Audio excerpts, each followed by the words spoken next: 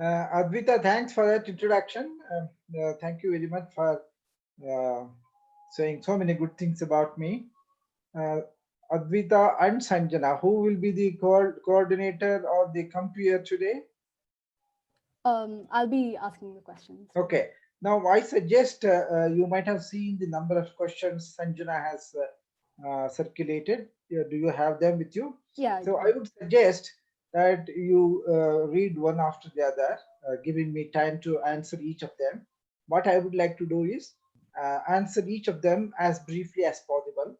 By Sure. the time there are around 12 questions, assuming that 2-3 minutes for each of the questions, that will take around 35 minutes.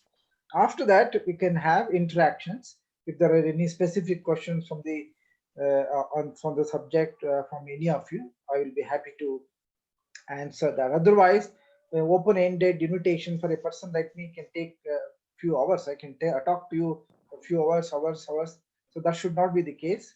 You should be very focused. I know you're all busy with either your studies or work and all that. So let's try to complete it in 1 hour as effectively as possible.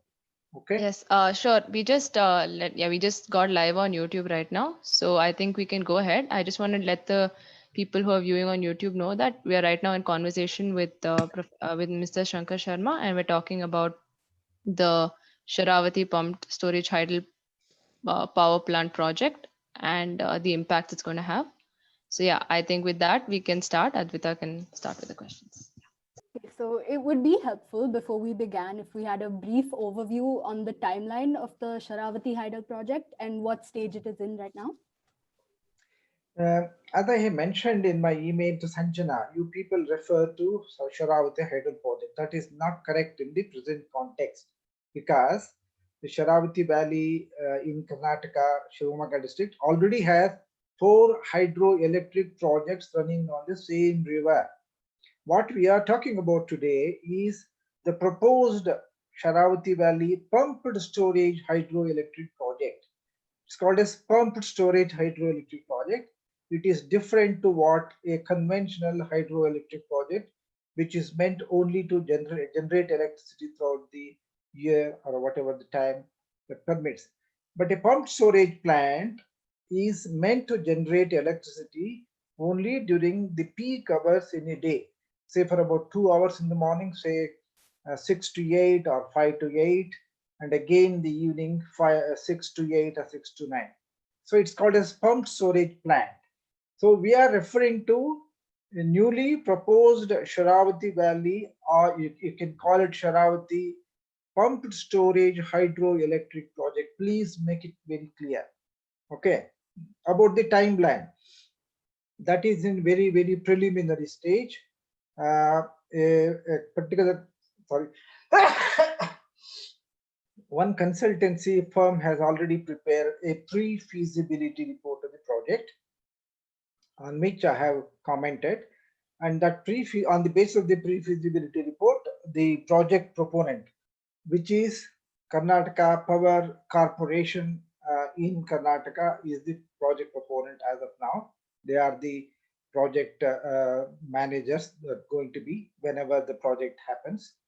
What they have done is, since this project is proposed to come up in a legally uh, gazetted protected area, which is called a sanctuary, wildlife sanctuary. The name of that wildlife sanctuary is called as LTM Sanctuary in Sharavati Valley. LTM is lion-tailed macaque. So that sanctuary was created and gazette notification was issued only in the month of June 2019. So the rule is, whenever some project other than forest development activities should take place in a protected area like a national park or a wildlife sanctuary or a tiger reserve, each of the states have their own state wildlife boards. This proposal has to pass through the state wildlife board. The state wildlife board has to recommend accordingly to the National Board for Wildlife, and the National Board of Wildlife has to permit any work including investigation or technical survey, etc., in a notified forest area. So the present situation is This State Wildlife Board has recommended the project to the National Board of Wildlife.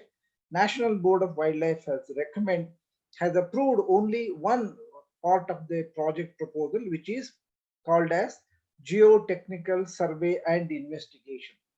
This is not the project approval, it's only initial investigation. The thing here is, since this any such large project have huge impact, huge loading, digging of the earth, very heavy machinery have to be supported and all that. What they do is they do something called geotechnical survey to determine whether the soil in that area can withstand various work, whether it can withstand the concrete works or the steel works. That is what they are trying to do.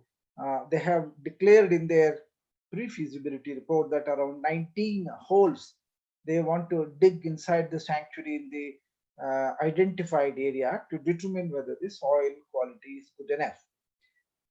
Once they do complete the work, on the basis of that work, whether the soil or the geography of that area can support the project or not, they will go to the next stage, which is seeking environmental clearance for the project. That is the situation as of now. But we want even that to be cancelled, because the argument is, if the government is to go ahead with the project, let's say finally, then that means it is desecrating the wildlife and disturbing more than 400 acres of very thick high quality forest in a wildlife sanctuary, and that will be against the certain provisions of the Wildlife Protection Act. If the government is not going to be in favor of diverting that much forest, then why the geotechnical survey at all? That's our question. Okay. Thank you so much for your answer, sir. The second question we have is that we know that such destructive projects have been implemented in the past. In Coorg, for example, around 50,000 trees were said to have been cut for power transmission lines to Kerala. What kinds of impacts have such previous projects in the past had in the region? The impacts are devastating so far. If you know, see, cutting the trees is one aspect. It looks okay, what's there? You can always put more trees in Bangalore, Bombay, Delhi, Calcutta. But let us not confuse the trees with the forests. Forests are much more than trees. Trees, samplings, creepers, creatures, water holes. There are so many wild animals. And those forests, what we see in Western Ghats, similar to what we have in lion-tailed macaque sanctuary, they have naturally evolved over millions of years. Millions of years. So human beings cannot even think of creating another forest like that. Okay. So that is the first thing. What has happened here is, this is not the first project. We have had a lot of projects. Unfortunately, Karnataka having Western Ghats are blessed with a very huge amount of biodiversity, large number of rivers, and also mountains. Because of that, a large number of hydro projects have already come up in Sharavathi Valley and other valleys of the Western Ghats. For example, Sharavathi Valley, there are already 4 hydroelectric projects: Mahatma Gandhi Hydro Power Station, Lingarmakki Dam Site Power Station, Sharavati Valley Power Station, which is one of the biggest in the whole of Asia. Then again, Geru Super Dams. Four projects are already functioning there. Again, there is another project called Varahi, against river Varahi. There is again quite a few projects across the river Kali. So a large number of projects have already come and devastated the Western Ghats. Western Ghats, as we have in Karnataka, at the time of say 1950, we had about 65 to 70% of that Western Ghats area covered with forest. Now, in those districts falling in Western Ghats of Karnataka, that total forest area has come down to less than 30-35%. So that is a major impact. What are the other impacts once you lose forests? Because you may know, the Western Ghats are basically considered as water fountains of the peninsular India. More than 25 to 30 rivers In Western Ghats of Karnataka alone, they take birth. Most of them, they flow, smaller rivers flow to the west, and rivers like Tungabhadra and Kaveri, they go to the east. Now, without those rivers, you cannot imagine the peninsular India's lifeline at all. So that can be called as a major impact, one thing. And other things like what's happening during heavy rains and floods in recent months of Kodagu, for example, landslides. Landslides is a major issue there. And because we are losing forests and there are also a lot of fragmentation happening, wild animals are having difficulty to survive there. For example, tigers, cheetahs, and elephants, they are coming to lands. So these are some of the larger issues. Of course, there are a lot of other issues also, because these Western Ghats forests, they have immense value to the humanity. For example, they give fruits, fodder, non-timber food products, medicinal plants, and a lot more. So the impacts are insurmountable. There have already been massive impacts on the Western Ghats and through them onto the state's total ecology. Let us remember, Karnataka as a whole, as a state, is considered to be second driest in the country after Rajasthan. Except for the Western Ghats, the other parts of Karnataka have almost nil forest, you can say. They have very, very poor forest. And of the total land area of the state, 54% of the land area is considered drought prone. And about 70% of the total area is considered as arid or semi arid. So if we lose forests in Western Ghats, Karnataka has a very bleak future. That's it. Okay, next. That's a very interesting answer, sir. According to your analysis, this project is said to end up using around 24% more electricity than it generates. Could you elaborate more on this? If this is the case, then what are the reasons behind the project's implementation? In a hydroelectric project, you may assume what generally we tend to do is utilize the head, that is called height, from where the water is flowing from an upper elevation to a lower elevation, because it is flowing freely and there is no gravity issue there because it is flowing downwards.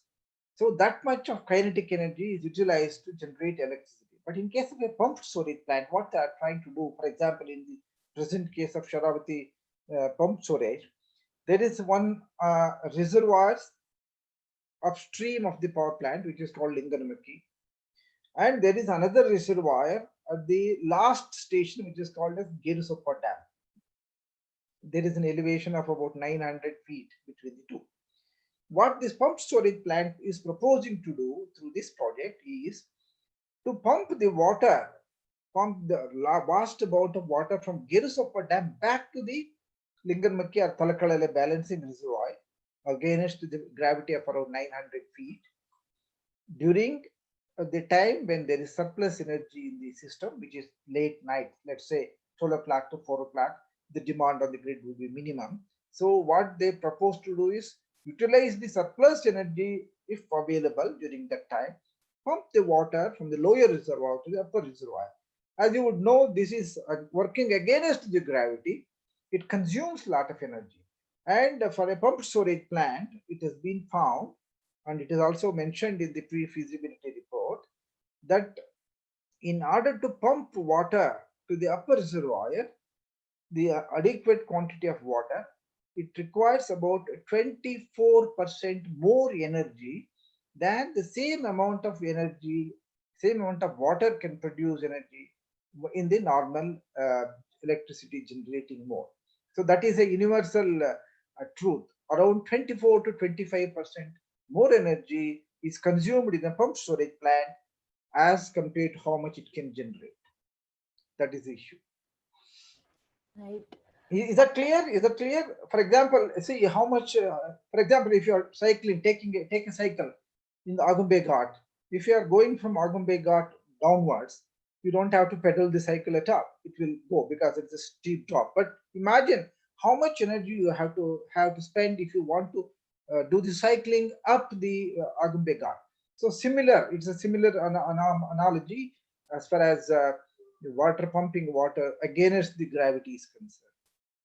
And you're asking me why? Why they want to do is, see, in any grid system, especially in India, the maximum demand on the grid comes during early morning hours or late evening hours. So let's say in the morning, say 6 to 8, when everybody gets up, put on the heater for geyser, prepare coffee, breakfast, and all that, even washing machines and all that. But by 8 o'clock, people would have gone to the offices, the home appliances, the demand would come down. The night lights also will be switched off because daytime. Similar thing would happen in the evening when people come back from home office. There will be a lot of need for electrical appliances. So and also street light, lot of lighting loads will come up. The TV and all other gadgets, people working at home, everything will come. So what has been noticed, this is not only unique to India, it's happening all over the world. There is something called morning peak and evening peak. So these peak loads are much more than the loads in other time of the day. What has been found out here is Karnataka has not been able to meet that much of peak demand in the morning and evening. And they're also expecting that this peak demand, the difference between the peak demand and the average demand will keep increasing in future.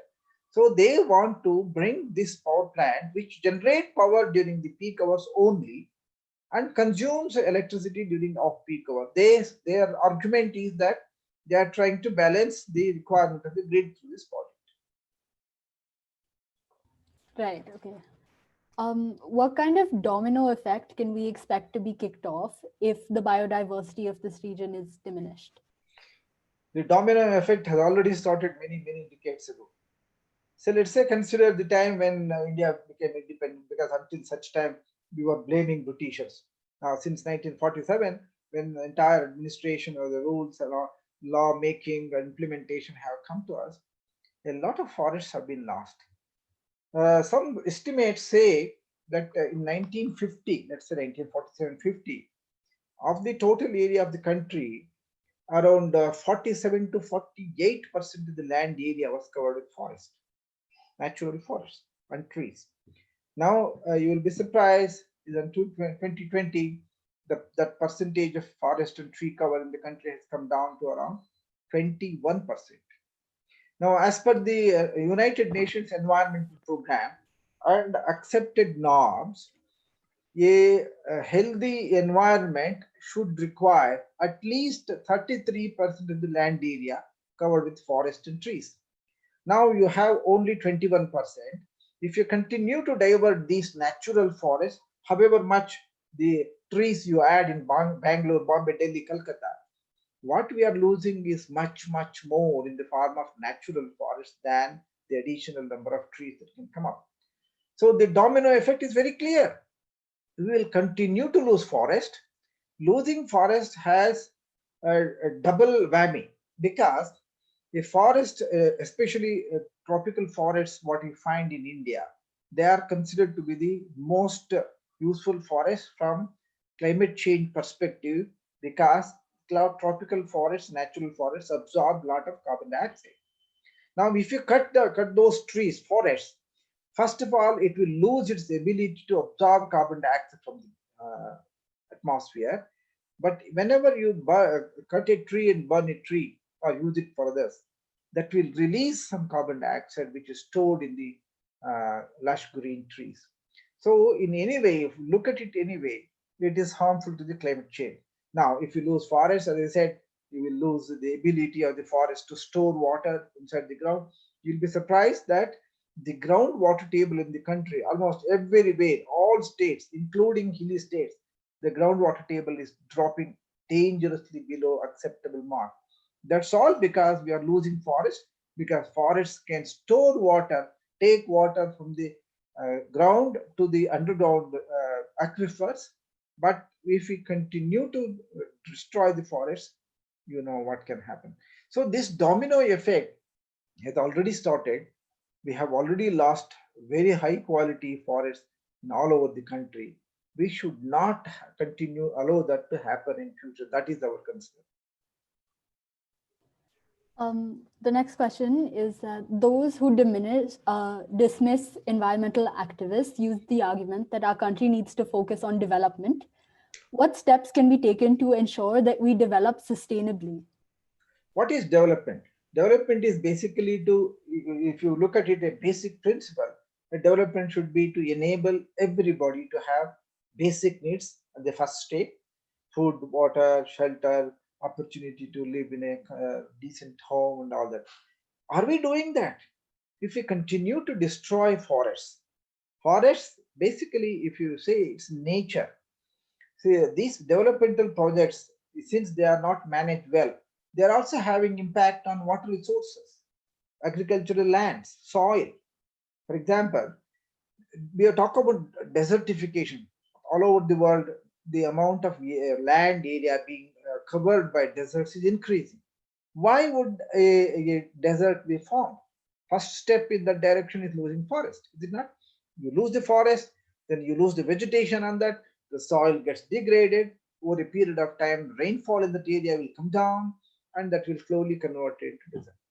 So, the development, how much development is the question? What is the development? How much development is required? Development for what? And development for whom? You all should be surprised, you are youngsters. The per capita electricity consumption in the country right now is about 1000 units of electricity per person per year on an average.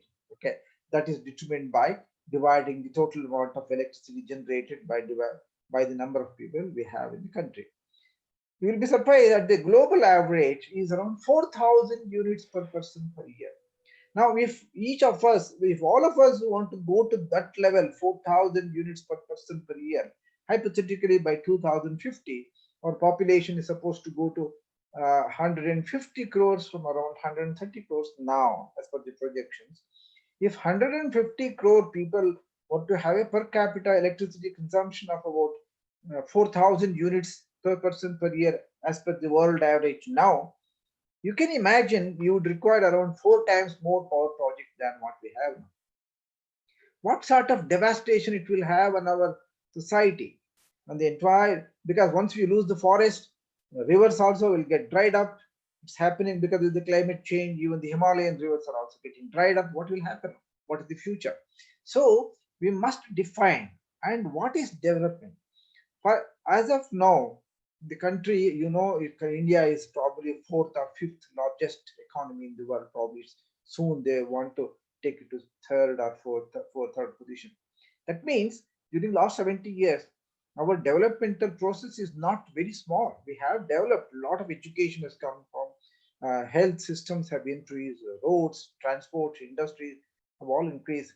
We are one of the largest economy. The question now at this stage, having seen what's happening in other parts of the world and what's going to happen to us from the climate change perspective, we should redefine what is development. Our development right now should be to pull those poor people who are below poverty line to your level or our level. We should give them, say, basic infrastructure like food, water, shelter, health facilities, education, and also opportunity to find suitable job. That should be the priority for us. The priority for the country should not be for people like you and I to increase our lifestyle to America or Sweden or Norway, which are much resource rich. You imagine our per capita consumption right now is around 1000 units. If you ask me, my own per capita consumption in my home is not more than 200 units per person. So you can manage it.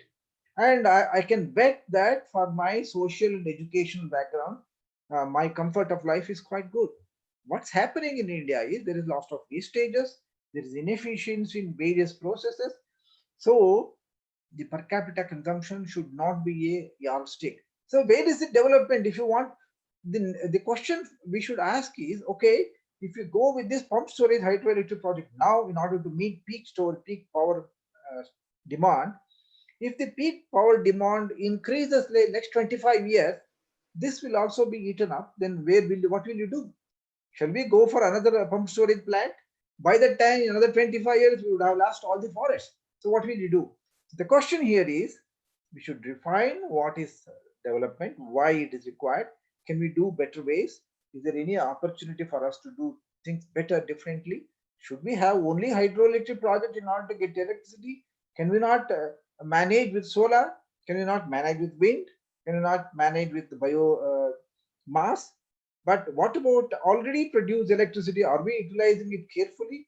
Are we efficient enough? You will be surprised to know India is one of the most inefficient power utilizers in the whole world. Not only power, in all sorts of energy resources. So you should define. The onus is now on the younger generation as to what we want. You have to think on these lines. Right.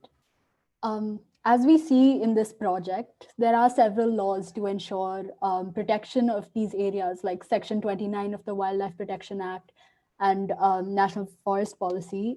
We see that they have not been followed.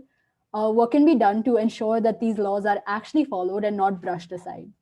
This is where people like you come into picture. People like me have been doing that. People have been raising this issue since 1980s. I am aware of that. When Kali project was coming up, when Kaiga nuclear project in Uttara Kannada coming up, people have already raised these issues, have been raising these issues. The problem in our country is not enough people are making noise about that. Very handful of people, or conservationists, ecologists, environmental protection, they are making noise. In a population of 135 crore Lord, if 10, 15, or 100 people from different parts of the country ask these questions, government doesn't care. And you cannot go to court of law for every case. So what is required is, at the societal level, there is a need for awareness campaign, which we hope, because you younger people are in a large number, around 35 to 40% of our population is in your age group. If you imagine even 20% of the young people start raising these questions, there are a lot of laws. The question here is in proper implementation of that. Governments are not answering our question. Government are, for example, in this pump storage plant alone, I have prepared a 10-page representation to the National Wildlife Board. We haven't received any information from them, and against our recommendations, they gave approval for the geotechnical survey. And during the monsoon season, in spite of the fact that there is a very clear mandate not to go inside the wildlife sanctuary. Wildlife sanctuaries are some of the best habitats for the wildlife. The rainy season is the germination season, reproductive season for all the flora and fauna in that area. People should not go there, but they wanted to do some geotechnical survey there. They have already dug a few holes. We have protested. Now, because of the protest and all that, they have stopped it. But the question here is, more and more people should come and challenge all these things, because whatever we are saying now, they are all in accordance with what the law of the land say and as per the international experience. So it's the basic left with the young people like you. Right. How can the local population mobilize so that they can put pressure on government and legal bodies? We are already trying to do, catching up with them. Imagine youngsters of your age who are living here in Honnavara, Shirsi, Sagara and others. They take once in a week or once in 15 days, a few people like you, youngsters who understand these issues, who are concerned about this, go to the local schools, go to the village panchayats, address local people, tell them what's going to happen, why it is not in their interest, why it is not in people, countries or states' interest, and what are the legal provisions. If we start doing that, the people will really understand. It is what is important in all these agitations is the local people should talk about that. Local MLAs, local legislators, village panchayats, they all come to the same wavelength as we are talking about, then that can form a very important movement and lobbying group. That has not happened so far. We should do that. Right.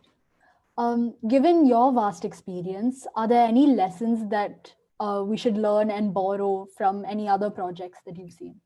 As I said, the country has been devastated with such a large number of projects all over the country since 1947. Especially these things seem to have picked up, at least in Karnataka, since 1980s. Things are going very, very bad. There are a lot of opportunities. There are a lot of lessons. we can learn not only from our own project but from other parts of the world too. We don't have any, Karnataka is not having any pumped storage hydroelectric plant right now. We have one in Kadambara in Tamil Nadu, one somewhere in Uttarakhand, but not many. The lessons are whether we are managing our electricity in the most efficient and responsible manner. As an electrical engineer, I am confident I can prove, I have already proved on many occasions, that we have more electricity than we really require for our present demand now. The important thing is we are not managing it well.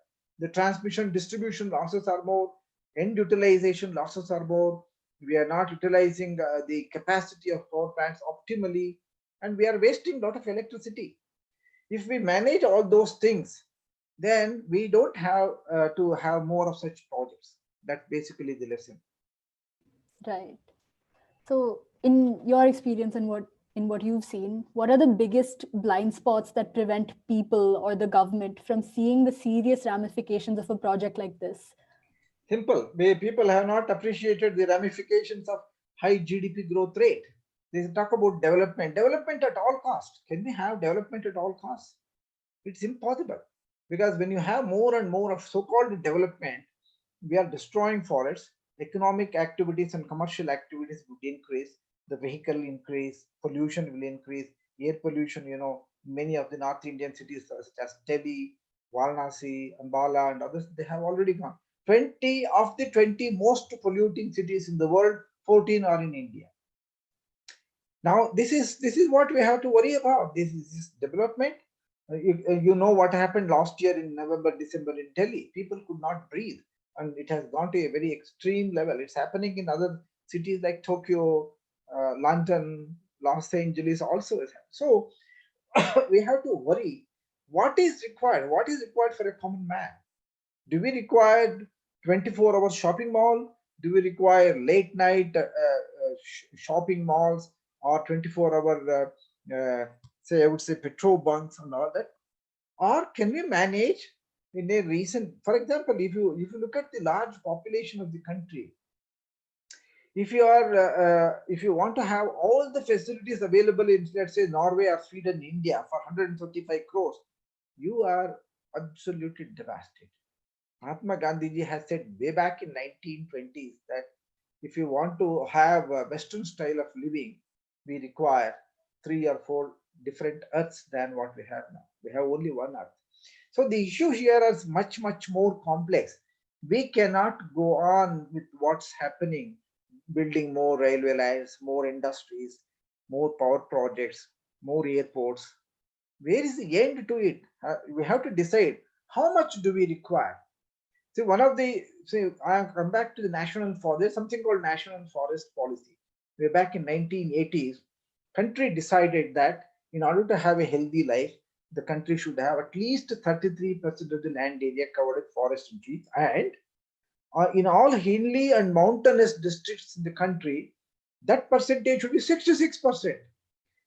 I don't think we have any 66% of land area in any of the districts in the country, probably except Northeast. And this national forest policy has been reviewed thrice already. And every time we have retained the same target. What does it mean? It means our ministers and bureaucrats are convinced that we should have 33%.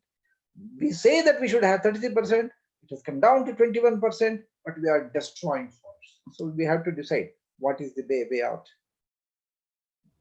So, leading on from that last question, as young people, what are ways we can help in shedding a light and helping stop such destructive activities? I'm very much convinced, Adbita and others, that youngsters, you are the hope for us.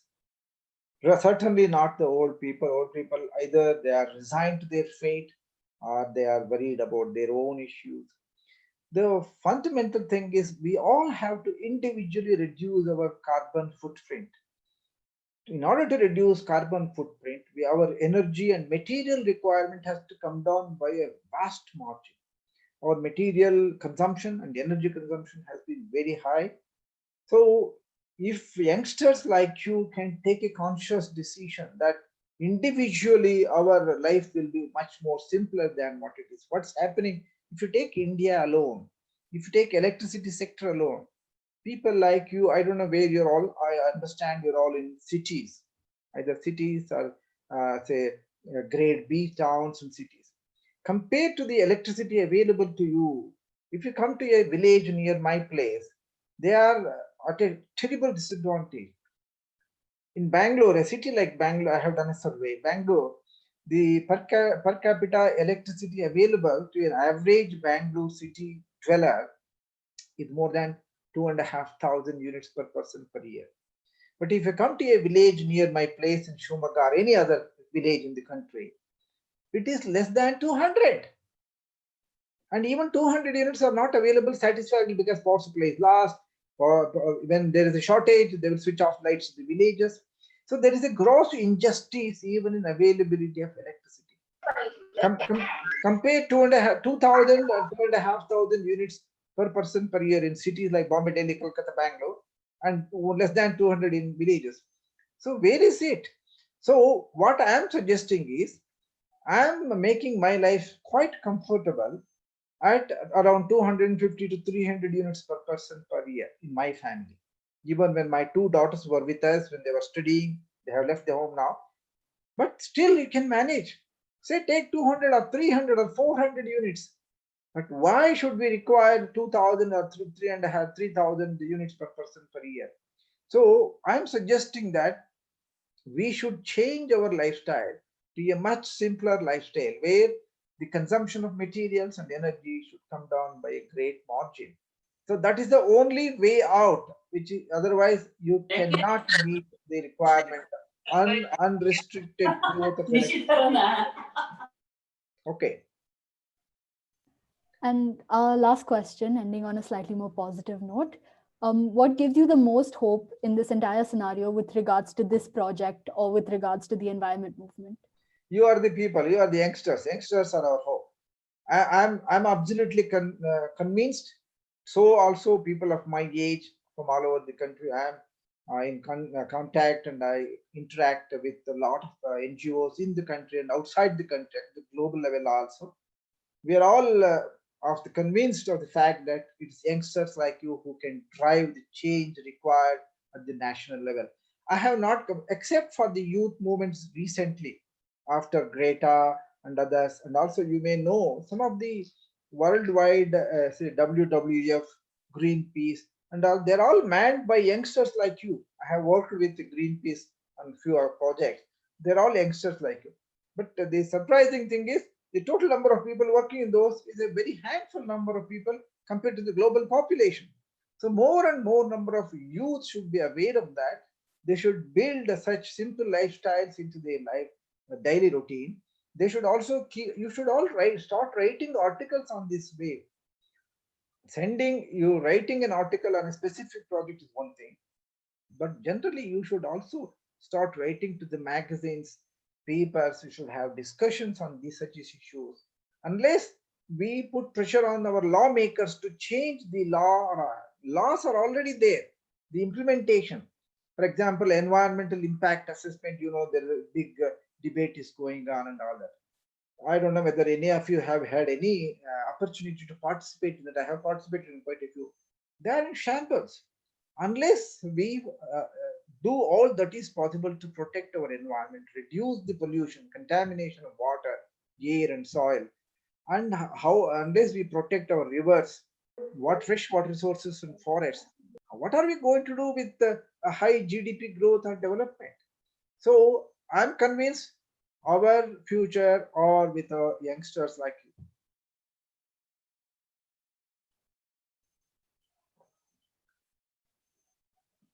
Anything else?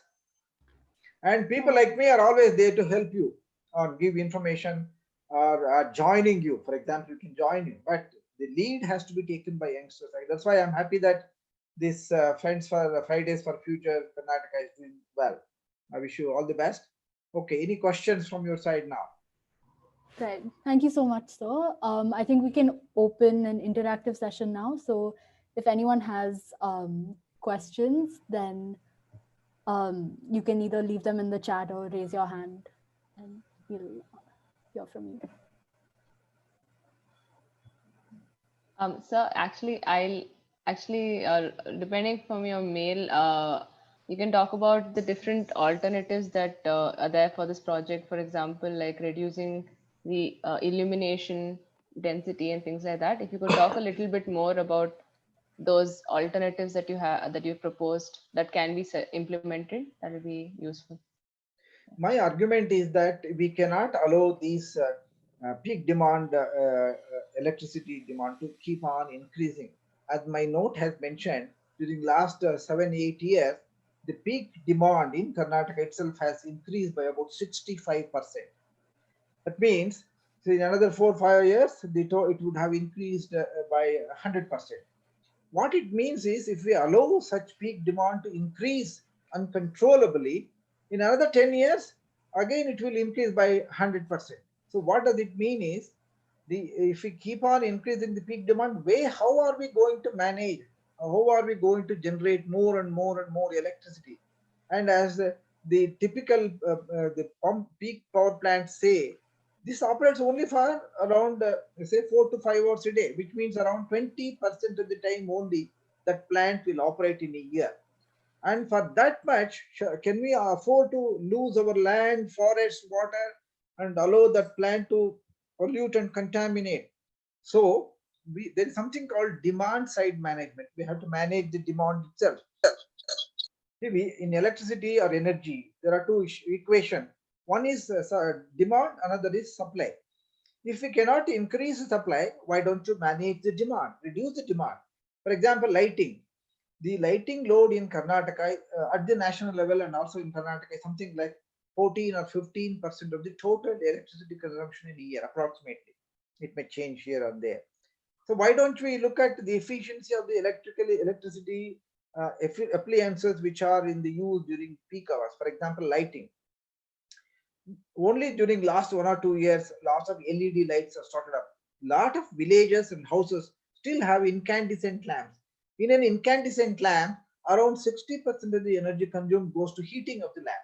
But in a LED, it's much, much more efficient. Why don't we shift all our lighting installations to much more efficient lighting appliances? Street lights, for example. A group of students like you came to me for helping their project in Mysore a few years back. We did a survey in Mysore.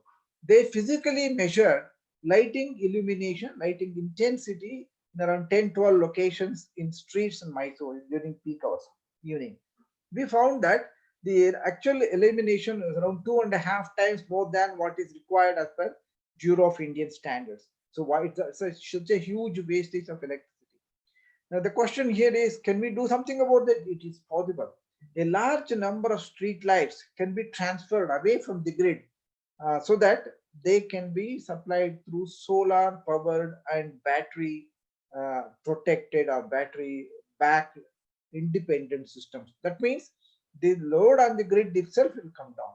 What about changing our lot of our domestic appliances like mixies, electric irons, and even TVs also are not very efficient. Markets already have very efficient, highly efficient TVs, the fridges, washing machines, then as you know, bulbs and electric irons, etc.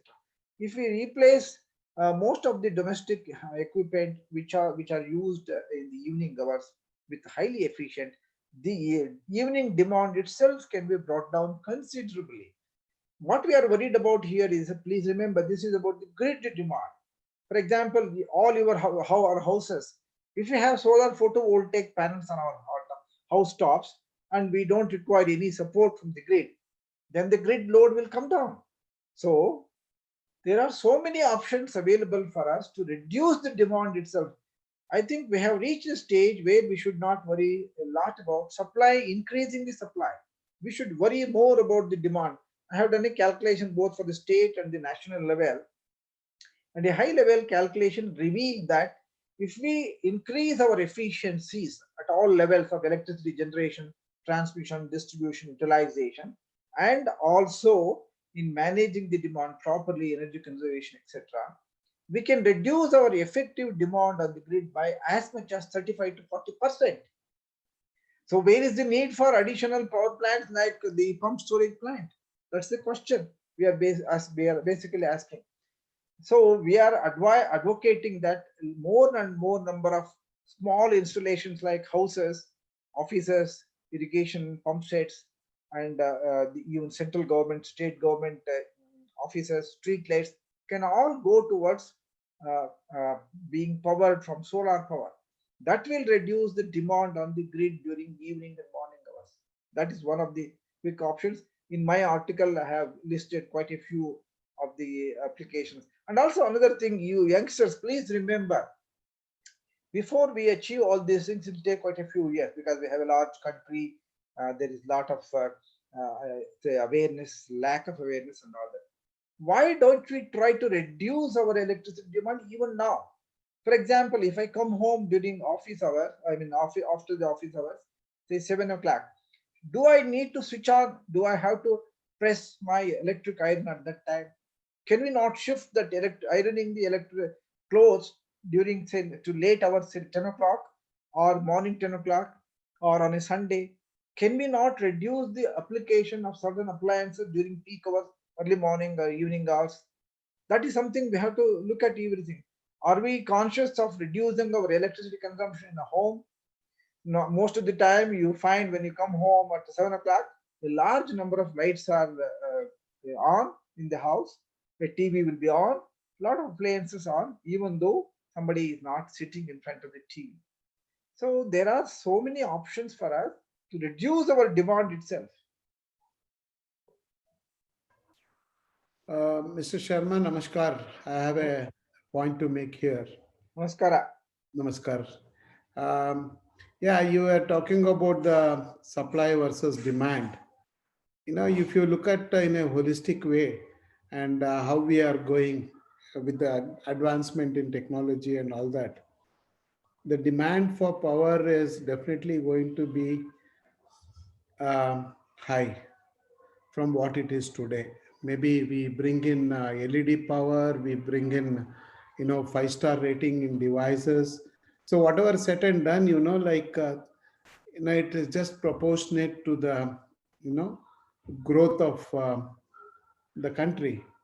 So if somebody wants to have, a home office or, want to have some new gadgets, everything is power consuming, one point. So the demand is definitely going to be increased. And so there is going to be a supply problem in future, one. And second is you also mentioned about the alternate energies like solar or wind energy and such things, but or like even the storage of power in the battery through wind or solar. So but these technologies like solar or wind energy is pretty expensive. It is not affordable by a common man. I'm a part-time farmer. I know the problems. If you want to have power derived for your pump sets or something like that, solar is pretty expensive for a farmer if you look at from that perspective. So it is not definitely subsidized to the extent of what a farmer expects. And yes, of course, the battery lives, it's not more than 3 or 4 years. So every 4 years, you need to make an investment in the battery.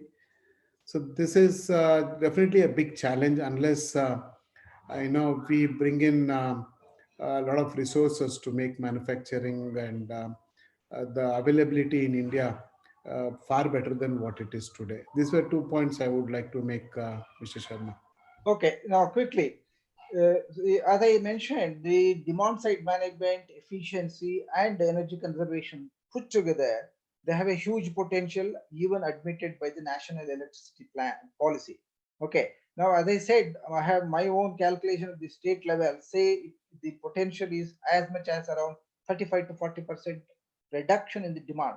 So if you reduce the demand by 30-35%, and a natural increase in demand, as you have suggested correctly, would also increase. It will not be as much as it is now in the future. So that is one point. So second point is Is there any option other than looking at different options, or shall we continue in the business as usual scenario where it is, which is certainly going to devastate our community? We have to consider that. These things, as you correctly said, has no simple solution, but we have to consider all available technological, social, and environmental issues into account and then take a decision. As far as you say, solar is costly. How much costly is costly? Do you? I'm sure you know that a massive amount of subsidies are already involved in fossil fuels. You will be surprised. I don't know whether you are aware of it. National Solar Energy Corporation of India, in the latest, or rather, not just latest, last few years, the per unit electricity contracted for the for the demand for the project which was already tendered comes to around 2 rupees 45 paise per unit. How much are we paying now? Domestic consumers are paying little bit more than that. And right now, the levelized cost of a coal-based power plant or nuclear is much more than 3.5 rupees. So how can we say it's costly? The question here is, we have to increase the production capacity of solar panels and all that by massive quantities. Then the country has to have suitable enabling policies. Mr. Raj, you will be surprised. Only the other day, Maharashtra government minister, energy minister, has clearly stated that Maharashtra will not build additional coal power plant because of the cost alone. They have said they will go for new. This is what's happening at the national level also. Recently, Reserve Bank governor, the Niti Aayog chair, vice chairperson, they have all said country should move towards renewable energy, stop working on this coal power plant, other conventional power plants such as coal, gas, nuclear, and hydro. So what is needed right now from the perspective of the younger generation is, look at all the issues, then they have to take a decision. Sanjana, Advaita, and all other youngsters, shall we continue with the business as usual as we have been doing, let's say, last 35, 40 years? Let's not worry about 35 years because all these youngsters are less than 25, 30-year old.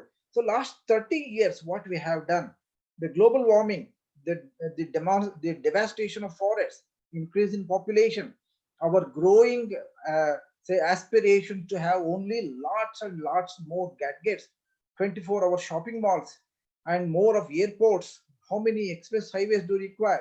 All these express highways will require illumination. Do we require 24 hours theaters? All those things should be taken in conjunction and decide what is required for the society, especially keeping the poorer people at the center of our attention. For example, during present lockdown, we have learned to live without some of many of these things. The pubs, the bars, the night owls, the cinema theaters, the large congregations. Life has not impacted all of us. It has impacted in some ways, but life is going on. So it is left to the youngsters to decide what is that they want next 10 years, 15 years, 20 years. What is it they want for the future generation from there? For example, I am almost with 1 foot in the grave. My question here is, we have to take all these into account. There is no simple solution to any of this. Please remember, Raj, the conventional technology power system as we see today, with large grids, coal power plants, huge power plants, and all that, it has taken about 150 or 200 years to mature the technology. This has started early 20th century. We are about 150 years. Somewhere, some of the earliest hydroelectric projects came in 1880s. But why don't you give some opportunity for renewable energy also to mature? How can we say that mature this is not going to meet our requirement? There are large number of studies from different parts of the world, including World Bank, the National Renewable Energy Laboratory of USA, United States Energy Department, that humanity's energy requirement can be met with renewable energy sources alone, as long as we have proper policies, operational regime. Efficiency is very important. They are talking about efficiency and demand side management. We have to consider what are all the options available for us, what is required for a decent lifestyle, how much energy can we afford to have, All these things have to be taken into account. Youngsters have to decide. I agree with you, sir. I think the ultimate answer is to have the efficiency. So conserve and to manage the efficiency, because as the demand increases, you can't, there's no way you can stop it. You need to cater to the demand. No, no. What is demand again? This is have to Demand, worry. like, yeah, There is a misconception about demand, want, and luxury. We should worry about needs, not the wants and luxuries. yeah, Unless we make very clear distinction. For example, electricity demand is going up. People want it for 24-hour shopping mall in Bombay, Bangalore, Delhi, Calcutta. Do we require really 24-hour shopping mall? What yeah, about the street lights? Street lights, for example, I live nearby a park here. The street lights there, or they glow in the night. Why should you require really street lights in a park from 12 o'clock in the night up to 6 o'clock in the morning? So there are a lot of the demand. What is demand? What I talk about is I always refer demand as legitimate demand. Do you think all our demands are legitimate? They are really essential? I don't think so. So yeah. we have to worry about all these things. And what is the option? If we don't look at these issues, demand, efficiency, conservation, various options, what is the alternative left for us? Or can we afford to continue in a business as usual scenario? These are the issues the youngsters have to deliberate on. Yes, I agree with you, sir. I Also, think yeah, we will wrap up soon. So yeah, we can just have the Are there last any comment. other questions from youngsters, please? thank you, sir. Thank you very much. Sanjana, Advaita, are there any questions from the other younger people there? I think no, I think it's. I mean, it is. If anyone has any questions, you can feel free to ask. Otherwise, we can wrap People the had session. enough of me. No, no. I think you were very comprehensive in your speech. So, I suggest, please, all of you who are really interested in these issues to go through my note to National Wildlife Board on that area. Separately, what I can also do is I will share some of I have written 2 books on power supply. If anybody is interested in power sector issues, larger issues, they are not purely technical. I will send those things to your common you can send email. it to me. Yeah, Sanjana is doing that. Please circulate it to others. Please have a sure. look at them. And please do not hesitate to shoot questions to me through my email. And we don't have to have such webinar always, because arranging webinar is such a huge issue for the organizers. So please do not hesitate to give me a call if there are any specific questions, or send an email to me. I will try to do my best in answering your question. Those especially 2 books. One is on national level, India's level electricity supply problems, and another is for Tamil Nadu. I have done that. Please have a look at that. I will send those things to Sanjana. Sanjana can circulate it to others. That may probably solve many of the questions you may have in your mind, and I don't mind answering them. We can have such a questionnaire or webinar once in a month, or once in 2 months, whenever it is convenient to you all. Yes. I'm a free man. I'm a retired person. I can help you with that. Hello. Yeah. Yeah, Mr. Sharma, I don't have any question, but thanks for sharing a lot of these insights. It's really helpful, and I hope that we youngsters together we're looking for a bright future. Considering all the tips from experienced people like you. Yeah. Thank you very much. Most welcome. The time is not really good enough to answer so many apprehensions, questions, confusion, and all that to the youngsters, but Yeah. I offer my services to clarify their doubts as and when it really haunts them. But I would urge you, all of you, all the youngsters, please open up your minds. Please read more. Please participate. Write to, whenever you find small issue, why don't you write to your letters to the editor? Please start writing to them. We have been doing that, but more and more youngsters should write letters to them on some of these issues. I would request all of you to consider writing a letter to the State Chief Minister Karnataka and Prime Minister on this particular issue of Sharavathi Valley Pump Storage Plant. Why don't you write? Yes, sir. Yes, sir, sure. I'll just add also, shall I put your email ID in the chat just in case anyone Oh would yes, like yes, to please. reach out to you? Most welcome. Most Yeah. welcome. Okay. Yeah, sure. Thank you so much for your time today, sir. I think you really opened all of our eyes on how we consume energy and the direction that we want to head in. I'd also like to thank everyone for joining. If you enjoyed this session, like I mentioned earlier, we're having another webinar on the 25th of September.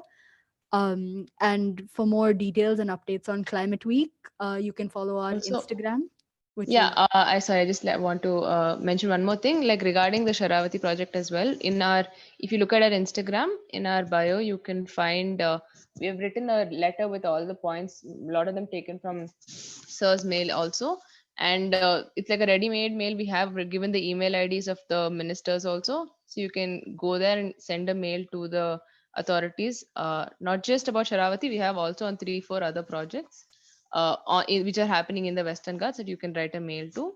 So yeah, we encourage all of you to do that. Yeah, with that, I think Just another point, Sanjana, here before you sign off. I forgot to mention that we have identified more than 20 linear projects in Western Ghats of Karnataka alone, either in implementation stage or planning stage. Now that will devastate. You know what linear project? Linear project is lengthy project, which is a transmission line, a road, a railway line, and all that.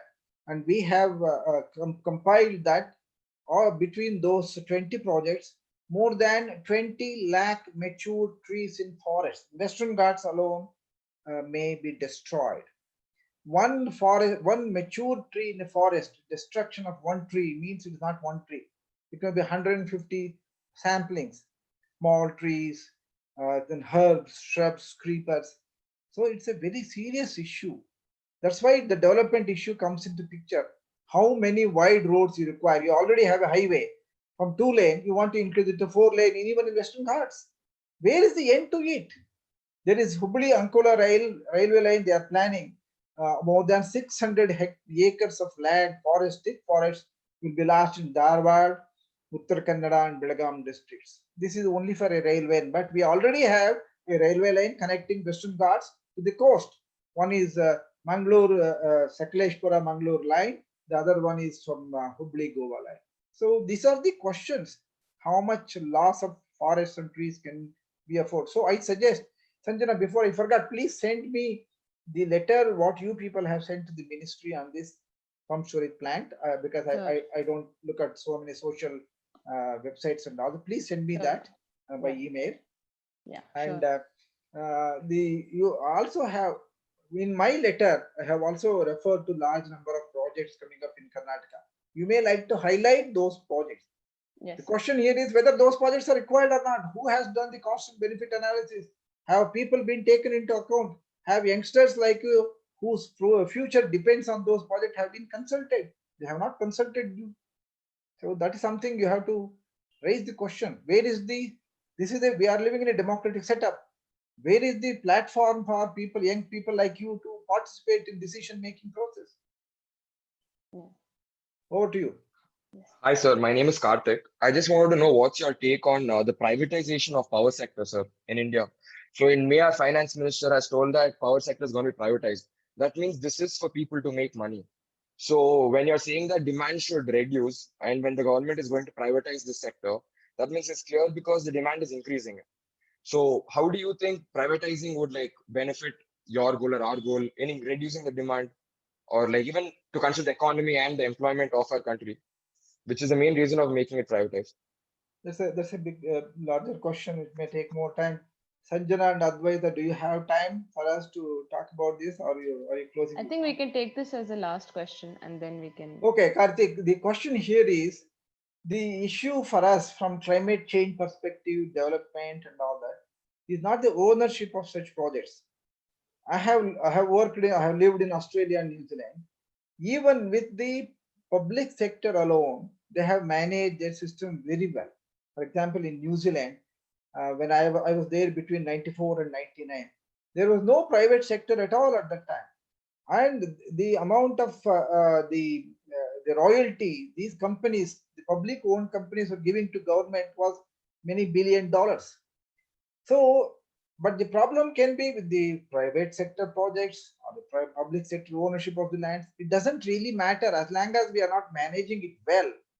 Whether it's a private sector managed power supply system or public sector, they can have equally devastating impact on the nature. At the same time, each of them can also have efficient and responsible attitude. Ultimately, it is left to the larger society, especially youngsters and groups like yours, to look at all these projects, all their operational procedures, how they are managing their system, how they are managing their funds. Ask more and more and more questions, searching questions, convince yourself that a particular project or a particular company is operating optimally, then only things can happen. I know very highly efficient private sector projects are also functioning in different parts of the world. At the same time, I am also aware that the public sector undertakings in Australia, Norway, Finland, I have gone to Finland also, I visited there, they are doing quite well. So the ownership alone is not the major issue here.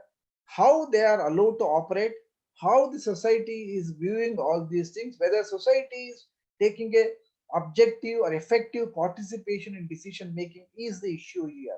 Whether it is private or central government, do you think central government is doing everything correctly now? There are a lot of efficiency, inefficiency, there are indiscipline, there is corruption, there is no accountability. So, in what way a private sector would really harm this? But the question here is, as you have correctly mentioned, the private sector aims at the profit. We have no problem with the profit because any enterprise should have some profit in order to make up for future revenues and all that. But the question is, how much is the profit? How are they making the profit? Those are the questions we have to raise. Yes, sir. Thank you. Are you satisfied with that, Karthik?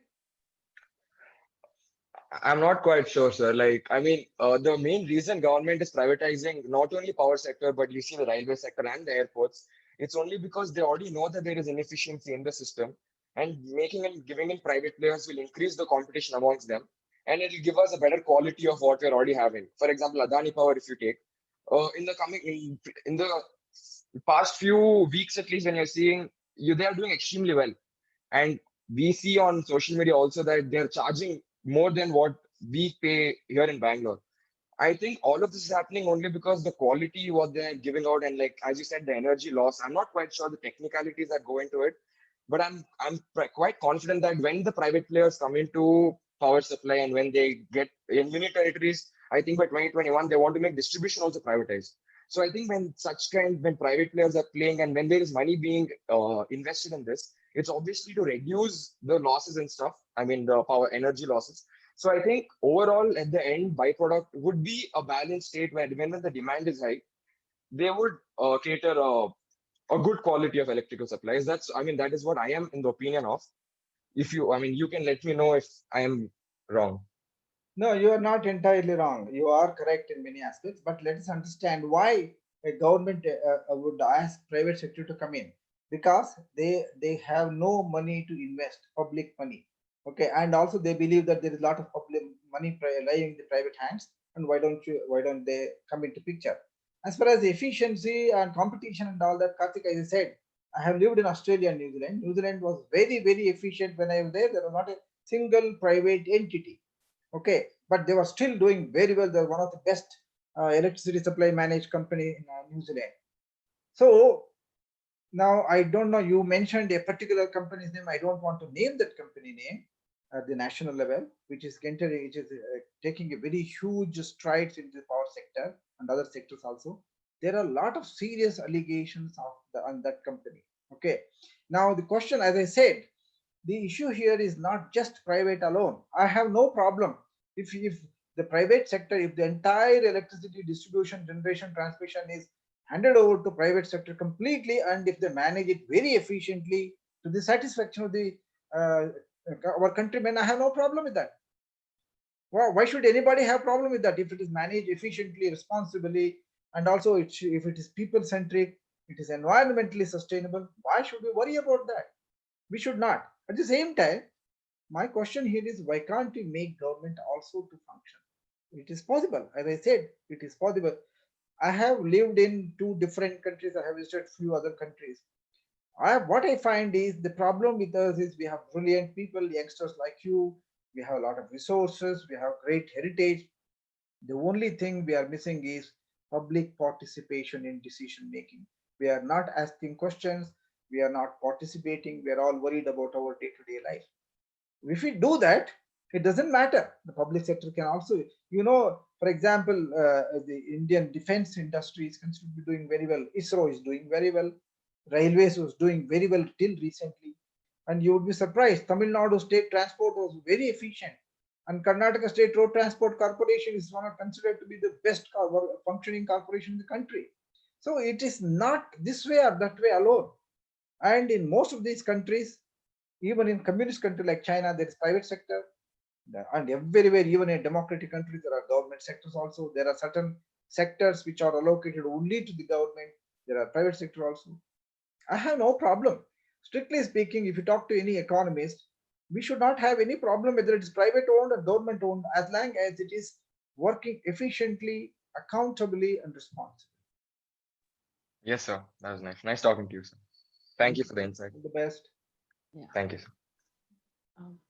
Okay, I think with this we can end this session.